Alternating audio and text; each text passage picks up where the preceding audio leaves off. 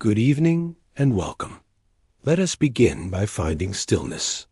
Let your breath slow and your thoughts soften like clouds at dusk over a distant valley. You are about to drift not into fantasy, but into memory, not your own, but that of a people, a world, a rhythm long faded from the waking world.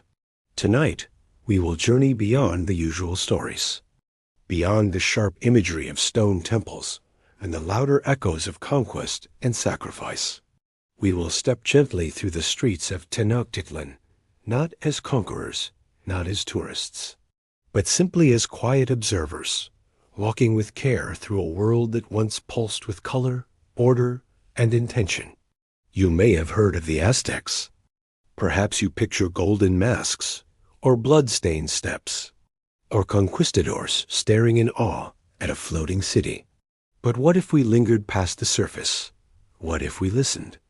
To the sweep of brooms at dawn, to the soft rhythm of feet over causeways, to the careful grind of maize between volcanic stones. What if we followed not the myths, but the mornings? Tonight's journey will be one of gentle immersion. We begin with daily life, its duties and rituals, its quiet beauty. We then move toward a ruler, a man burdened with the weight of gods and empire. Next, we look skyward and inward at time itself, and how it was measured in cycles and carved in stone. And finally, we enter a sacred space, a temple shaped by obsidian and jaguar breath, where war, beauty, and divinity coexisted in shadow. But all of that will come, slowly, for now. Imagine yourself standing at the edge of a great city as the mist lifts. Let us begin. At dawn, the city of Tenochtitlan stirs, not with clamor, but with rhythm. It is just before sunrise. A soft gray veil lies over the Valley of Mexico, and Lake Texcoco shimmers faintly under the softening stars. The waters are calm. The Chinampas, floating garden islands, sit still, cradling rows of maize and flowers in their wooden lattice. And from their homes, quiet figures begin to emerge. They sweep, not with haste, not with complaint, but with the reverent steadiness of people who believe, truly believe, that the act of cleaning their street is not mundane. It is a form of honoring the gods. You see, in the Aztec worldview, even order was sacred. Cleanliness was not merely for comfort. It was a form of cosmic alignment. To sweep the dust from the stone causeways was to push back against chaos. Brooms are fashioned from reeds, bound together with natural twine. The sound is soft, a gentle whisper across stone. A sound repeated across the vast capital, along its 3 main causeways and countless smaller paths. Tenochtitlan, at its height, was home to perhaps 200,000 people, a sprawling, precise network of canals, temples, plazas, and neighborhoods known as calpulas. Each calpulli had its own duties, markets, and leaders, but all were linked like veins to the heart of the city. As the sun rises, its golden light begins to catch on rooftops of red, ochre, and whitewashed stone. Shadows stretch long and elegant across canals. Fishermen untie their canoes, carved smooth from ahuehuet trunks. Vendors set out their goods, cacao beans, woven cloth, obsidian knives, tamales wrapped in fresh maize husks. And in the central market at Tlatelolco, the beating commercial heart of the empire, activity begins to pulse. Imagine it, tens of thousands of buyers and sellers. No coins, no cash. Value is measured in cacao, in cotton cloaks, and copper bells. There are market officials, tax collectors, and judges, all ensuring fairness. And there are scent trails of roasted chili, of flowers, of drying fish, drifting lazily in the morning air. Nearby, young boys grind maize, their hands dark with effort, their rhythm passed down over generations. Women stir great clay pots of atole, a warm maize drink, while others sell amaranth cakes or chili-spiced chocolate, meant not just for flavor, but for strength. Beyond this, you hear the slow, even footfalls of messengers. Some carry scrolls wrapped in cloth. Others carry baskets of tribute, feathers, jade beads, bundles of dried herbs, bound for the temples and palaces. Tribute was the lifeblood of the empire. It flowed in like breath from conquered regions and distant provinces. Each item was a symbol of loyalty, of obligation, of cosmic order. Turquoise from far-off mines, cotton from warmer lands. Even salt, gathered from distant shores and shaped into cakes. You might imagine that such a system would be cold, mechanical, but in truth, tribute was layered with meaning. It was both tax and prayer, both economic and sacred. The Aztecs believed that their role in the universe was not passive. The sun required nourishment, the gods required balance, and balance required effort. Every tortilla, every load of firewood, every obsidian chisel handed over in tribute was a tiny act of participation in the eternal cycle. This was not simply a city of warriors or priests.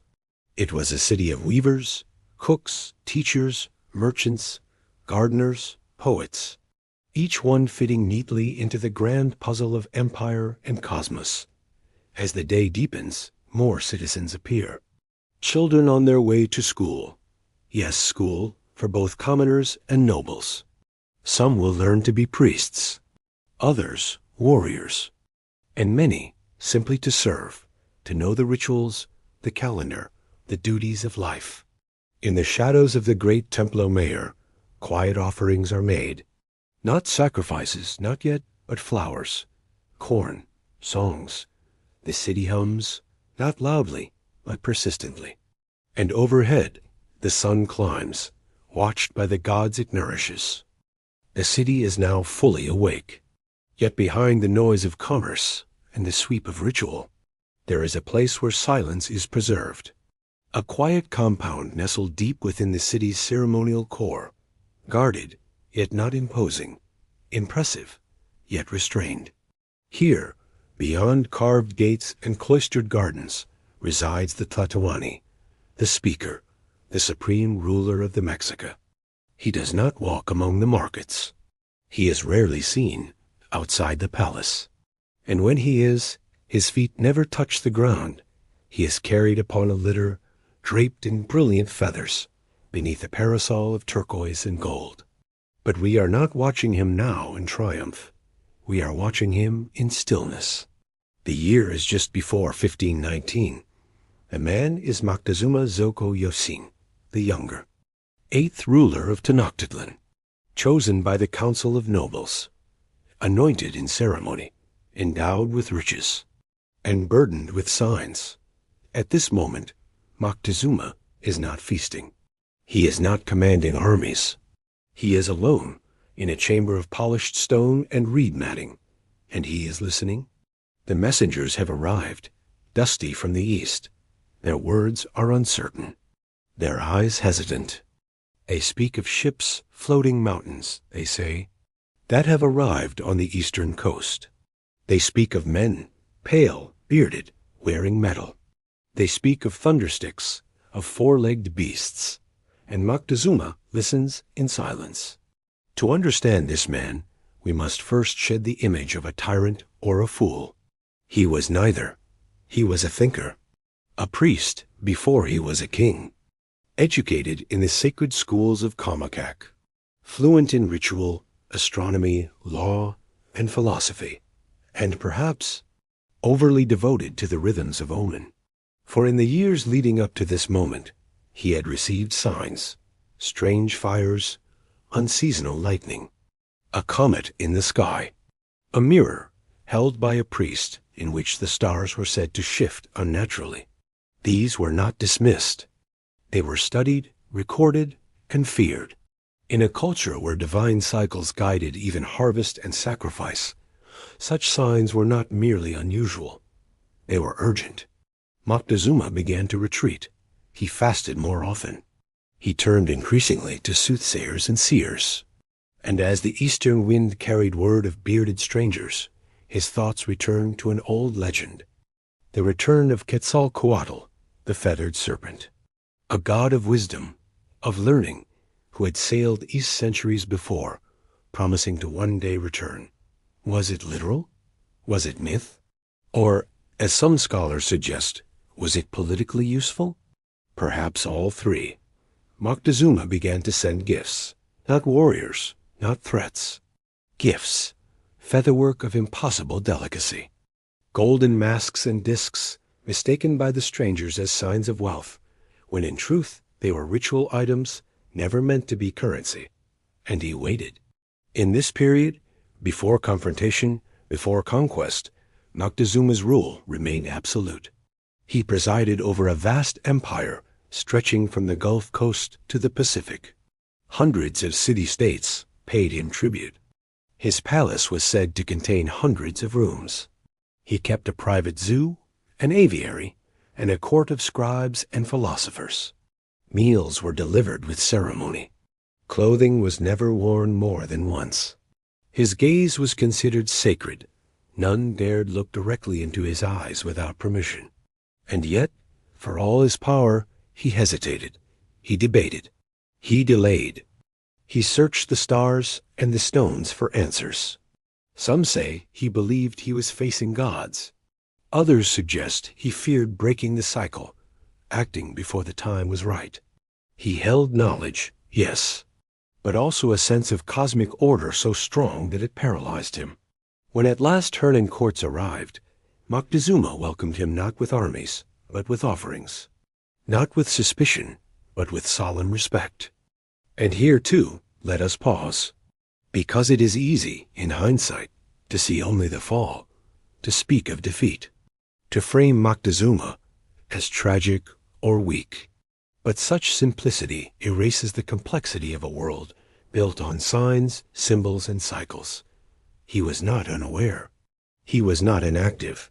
He was caught between two calendars. One of empire and control, and one of myth and mystery. And it is in this tension, not in battle, but in belief, that Moctezuma remains perhaps the most haunting figure of his age. A man of power, consumed not by arrogance, but by awe. A ruler whose silence speaks more than many kings' declarations. As our journey continues, let us turn away from men and toward monuments. Let us sit beneath the weight of stone, not walls, but a calendar, vast, circular, and eternal, the sunstone, still gazing skyward, waiting to be read. Imagine yourself walking slowly through a shadowed hall of carved basalt and cool air. The noise of the city fades. Even the distant drums and flutes seem softened here, absorbed by heavy stone. At the center of this chamber, illuminated only by filtered sunlight, rests a disk, massive, heavy, silent. It is nearly 12 feet in diameter, over 20 tons in weight, carved with endless detail. This is the Piedra del Sol, the Aztec sunstone, sometimes mistakenly called a calendar. Not because that name is wholly incorrect, but because it is not just a calendar. It is a worldview in stone. To the casual eye, it appears complex, almost overwhelming, but to the trained mind of a Mexican priest, it was as clear and structured as a codex. Let us begin at the center. There you will find a face, not entirely human, not entirely divine. Tongue extended, shaped as a stone blade, hands grasping hearts. This is Tonatiuh, the sun god, or perhaps the fifth sun itself, as the Mexica believed they lived under the fifth cosmic era.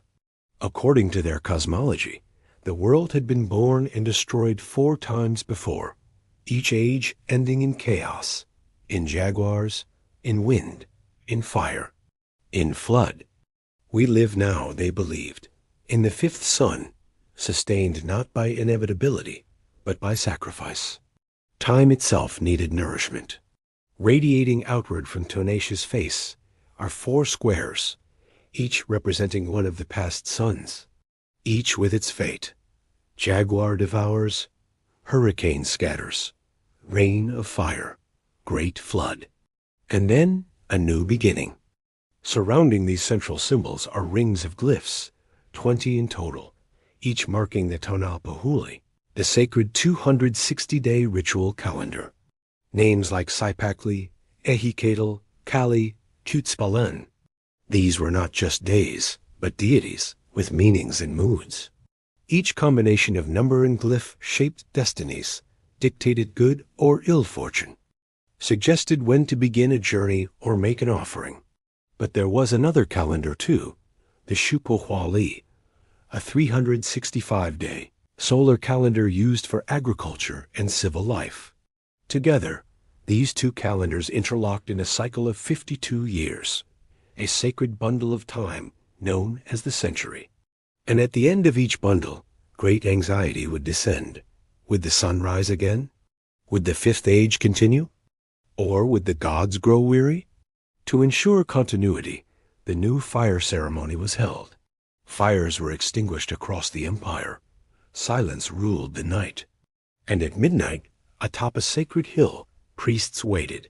If the stars aligned, if the fire took to the chest cavity of a sacrificial victim, if the first flame was kindled anew, then the world would continue, and every hearth in the land would be relit from that sacred source. The sunstone is a reflection of that anxiety, of cycles, of recurrence, of fragile balance. It is not a prediction in the modern sense. It is a reminder. Even the rings themselves, carved with flames, serpents, and solar rays, suggest movement. Not a static calendar pinned to a wall, but a turning wheel, a celestial engine. And yet, for all its grandeur, the stone was not always elevated. After the conquest, it was buried, whether by Spaniards or by surviving Mexica, we do not know. It lay underground for centuries, until rediscovered in 1790 beneath the plaza of Mexico City's cathedral, and there it remains.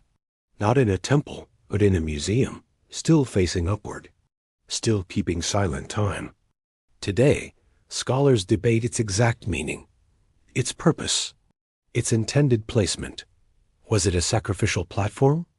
A ceremonial calendar? A political symbol? Perhaps it was all of these things. But above all, it was a monument to time, not as a straight line, but as a circle. To a people who understood that empires, like seasons, return.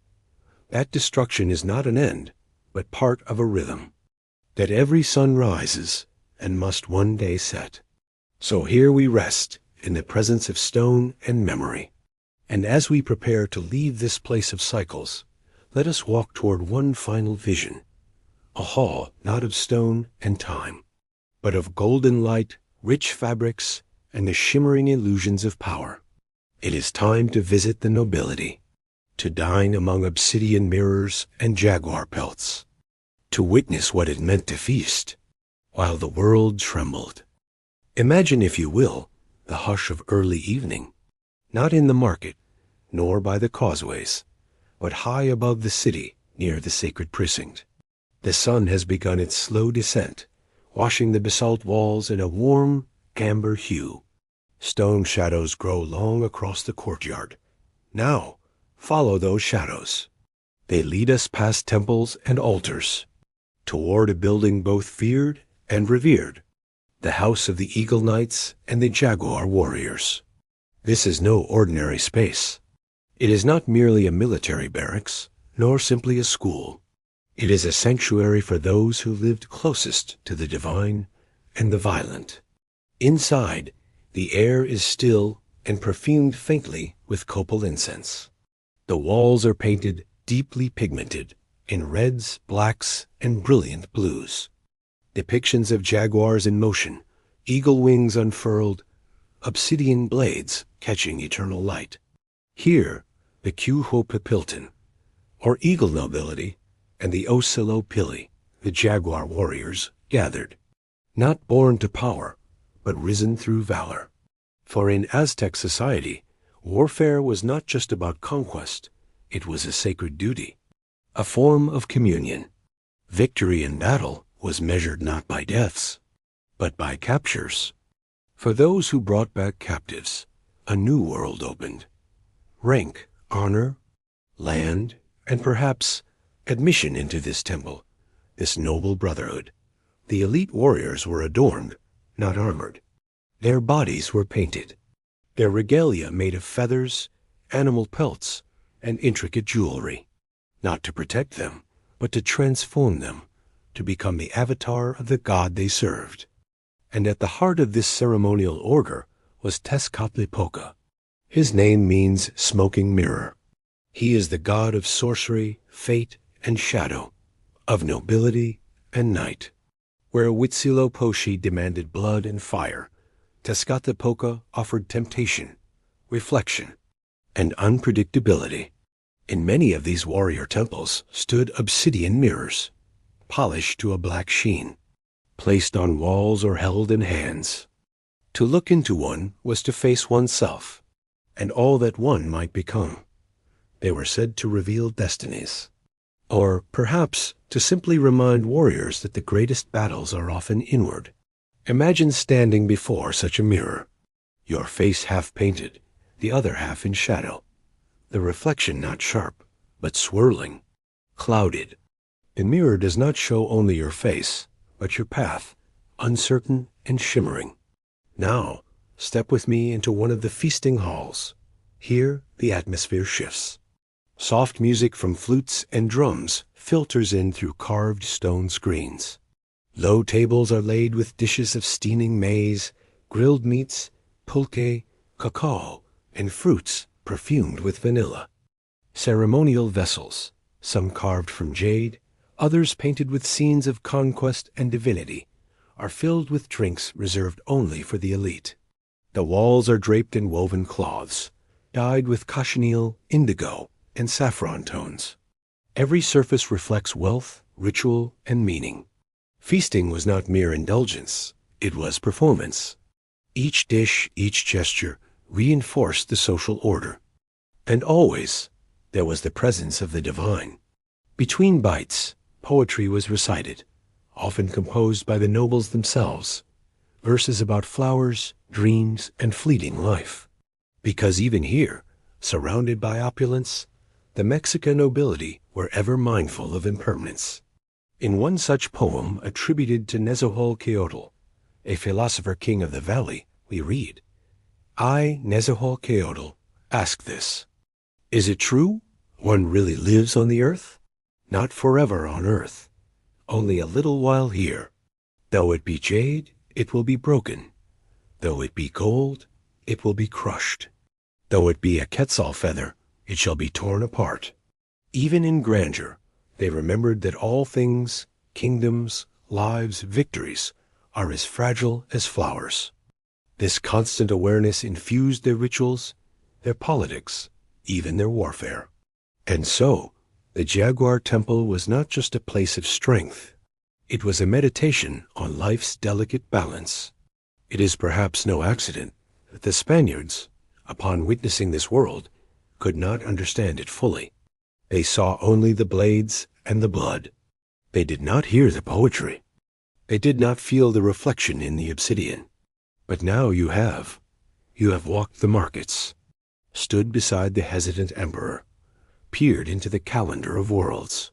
And now you have sat among the nobility as dusk gently settles over Tenochtitlan.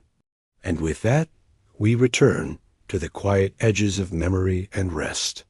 Let us conclude softly. And so, dear listener, we have wandered together through a city both imagined and real, a world of balance, between earth and sky, between war and poetry, between sacrifice and song. Tenochtitlan was not only a city of pyramids and priests. It was a place of sweeping stone avenues and morning markets, of whispered rituals and mirrored reflections. A city where maize was sacred, where poetry and prophecy held court beside obsidian blades.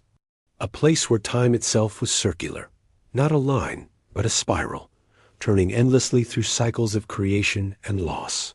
As you rest now, perhaps you carry with you faint impressions. The sound of sandals brushing along flower-strewn causeways in the pale dawn light. The murmur of traders beneath woven awnings, voices drifting like wind across water, the rustle of feathers from an eagle warrior's cloak as he prepares for ceremony, the silent shimmer of a black stone mirror revealing nothing and everything. History, in its quietest form, is not dates or battles, but moments like these, sensory echoes, breath suspended in ritual, the rhythm of lives once lived, now gently unfolding in your imagination. Perhaps in the hush of your room, beneath the comfort of modern softness and safety, you feel the contrast more deeply. The night here is still, the air is clean, the dangers are distant, and the world for now is kind. You are far from obsidian and empire. And yet, by listening, you've drawn closer to those who walked before us, closer to their thoughts, their fears, their moments of wonder.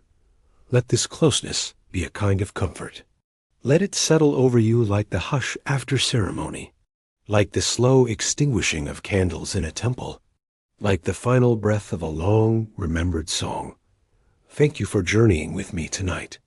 Sleep now, softly, gently, and dream of causeways, of mirrored stars, of time unspooling in quiet spirals. Good night.